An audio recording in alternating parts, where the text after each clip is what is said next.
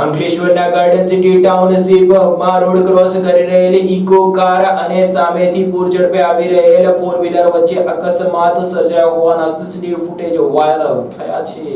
અંકલેશ્વરના social media પર એક વિડીયો વાયરલ થઈ રહ્યો છે, જે સીસીટીવી ફૂટેજમાં અંકલેશ્વરના ગાર્ડન સિટી ટાઉનશીપમાં એક ઇકો ગાડી રોડ ક્રોસ કરવા જઈ રહી છે। તે અરસામાં જ તેજ રોડ પર પૂર ઝડપે આવેલ અન્ય કારના ચાલકે ટક્કર મારતા બંને વચ્ચે અકસ્માત સર્જાયો હતો। અંકલેશ્વરમાં અકસ્માતના બનાવમાં નોંધપાત્ર વધારો જોવા મળી રહ્યો છે, ત્યારે આજે વધુ એક અકસ્માતની ઘટના સામે આવી છે, જેમાં આ સીસીટીવી ફૂટેજ ગાર્ડન સિટી ટાઉનશીપનો હોવાનું કહેવામાં આવી રહ્યું છે। એક ઇકો ગાડીનો ચાલક રોડ ક્રોસ કરીને ટ્રેક પર આવી રહ્યો છે। તે અરસામાં જ પાછળથી પૂર ઝડપે આવી રહેલ એક ફોર વ્હીલર ચાલક સાથે ટક્કર થતા બંને વાહનો વચ્ચે અકસ્માત સર્જાયો હતો। સદનસીબે સમગ્ર ઘટનામાં કોઈ પણ જાતની જાનહાનિના અહેવાલ પ્રાપ્ત થયા નથી। જોકે અકસ્માતની ભયંકર તસવીરો સોશિયલ મીડિયા ઉપર તેજ ગતિથી વાયરલ થઈ રહી છે।